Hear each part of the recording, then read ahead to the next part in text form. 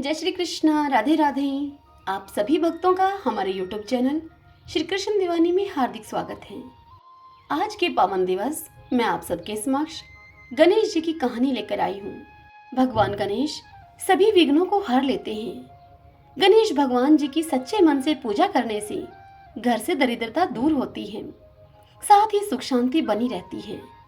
विघ्न हरता गणेश जी अपने सभी भक्तों के जीवन में आने वाली हर एक विपदा को हर लेते हैं। किसी भी पूजा में सबसे पहले गणेश जी की आरती की जाती है और बिना गणेश जी की कथा के कोई भी कथा कहानी पूर्ण नहीं होती है। तो आइए सुनते हैं गणेश जी की यह कहानी। सभी बोलिए गणेश जी महाराज की जय। एक गांव में एक विधवा बुढ़िया अपनी बहू के साथ रहती थी। उसकी बहू मंदबुद्धि थी, जो कि अपनी भूख बर्दाश्त नहीं कर पाती थी और हमेशा वह बहू खाने के लिए उतारू रहती थी। वह बहू सबसे पहले उठकर खाना खाती थी और फिर बाद में घर के अन्य कामों को किया करती थी। एक दिन की बात है, विधवा बुढ़िया माई ने अपने घर में पूजा करवाने का विचार किया, लेकिन वह थोड़ी परेशान थी यह सोचकर कि उसकी बहू अगली सुबह उठते ही खाने के लिए दौड़ेगी और पूजा के लिए बनाए गए पकवानों को जूठा कर देगी। अपनी बहू को पूजा के लिए बनाए गए पकवानों से दूर रखने के लिए उस बुढ़िया माई ने एक उपाय सोचा।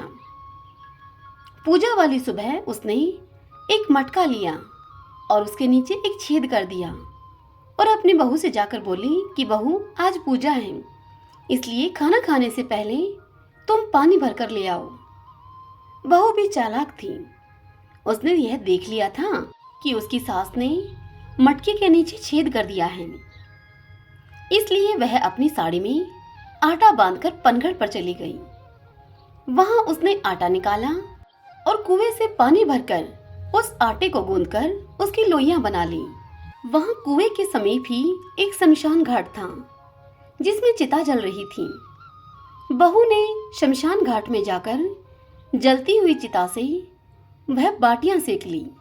उस बहू की सेकी हुई वह बाटियां सूखी और सख्त थीं, इसलिए वहां शमशान के नजदीक ही गणेश जी का मंदिर था। अब वह बहू उन बाटियों को लेकर गणेश जी के मंदिर में चली गई। वहां जाकर उसने गणेश जी के दीपक से घी लिया और लगाए हुए गणेश जी को गुड़ के भोग से गुड़ लिया और फिर घी और गुड़ लेकर उसने उन बाटियों का चूरमा बना लिया। सर्वप्रथम उसने गणेश जी को भोग लगाया और फिर वहां बैठकर पेट भरकर वह चूरमा खाया और तदंतर वह पानी लेकर अपने घर आ गई। बहू की इस हरकत पर गणेश जी को बड़ा ही क्रोध आया और उन्होंने गुस्से में अपनी नाक पर उंगली चढ़ा ली। जब गांव वालों ने यह देखा कि गणेश जी ने अपनी नाक पर उंगली रख ली है, तब गणेश जी को मनाने के लिए और उस उंगली को हटाने के लिए गांव के लोगों ने बड़ा जद्दोजहद किया, लेकिन गणेश जी ने अपनी उंगली वापस नहीं उतारी। जब यह बात राजा को पता चली तो राजा ने बड़े बड़े पंडितों और ज्योतिषियों को बुलवाया और हवन करवाया, लेकिन गणेश जी फिर भी नहीं माने। तब आखिर में राजा ने पूरे राज्य में यह घोषणा करवा दी कि जो कोई भी गणेश जी की नाक से उंगली हटाएगा उसे 5 गांव दिए जाएंगे। यह सुनकर राज्य के सभी लोग अपनी तरफ से खूब प्रयास कर रहे थे कि गणेश जी की नाक से किसी प्रकार भी उंगली हट जाए। तब आखिर में यह खबर उस बुढ़िया माई तक पहुंची। इस खबर को सुनकर अब दोनों वह सास बहू गणेश जी के मंदिर पहुंच गए। तब बुढ़िया माई से उसकी बहू कहने लगी कि माँ, यदि आप कहो तो मैं यह गणेश जी के नाक से उंगली हटा सकती हूँ। यह सुनकर वह बुढ़िया हंसने लगी कि जब बड़े बड़े पंडित जो कि दूर से आए थे, जिन्होंने जप और हवन करके भी देख लिए, जब वह लोग ही उस उंगली को हटा नहीं पाए तो तुम यह कैसे कर पाओगी।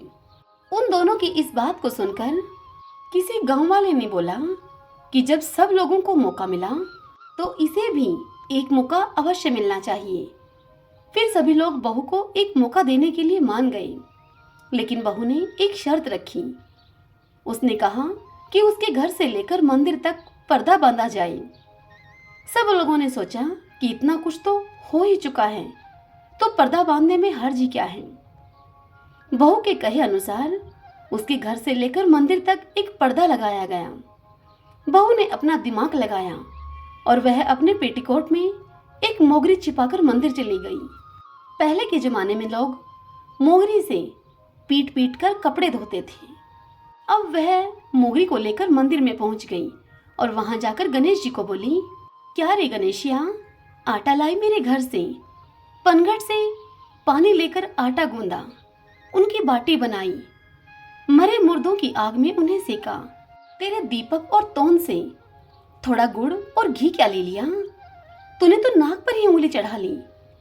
नाक पे से उंगली हटा लियो, नहीं तो दूंगी एक धोनी की और अभी तेरे टुकड़े टुकड़े हो जाएंगे। गणेश जी ने उसकी बात सुनी तो गणेश जी डर गए और सोचने लगे कि यह तो सच में ही अभी मोगरी से मारकर मेरी मूर्ति के टुकड़े टुकड़े कर देगी। और फिर गणेश जी ने अपनी नाक से वह उंगली हटा ली। अब पूरे गांव में उस बुढ़िया की बहू की जय जयकार होने लगी और गांव वाले सभी कहने लगे कि बुढ़िया की बहू ने गणेश जी की नाक से उंगली हटा दी। और तब राजा ने अपने वादे के अनुसार उन दोनों सास बहू को 5 गांव दिए। हे गणेश जी महाराज, जैसे आप उस बुढ़िया की बहू पर टूटे वैसे ही सब पर टूटना, तथा अधूरी हो तो पूरी करना और पूरी हो तो मान करना। सभी बोलिए गणेश जी महाराज की जय। यदि यह कथा आपको पसंद आए तो इस वीडियो को आप लाइक करें और अपने अपनों के साथ इसे शेयर करें और कमेंट बॉक्स में गणेश जी महाराज की जय लिखिएगा।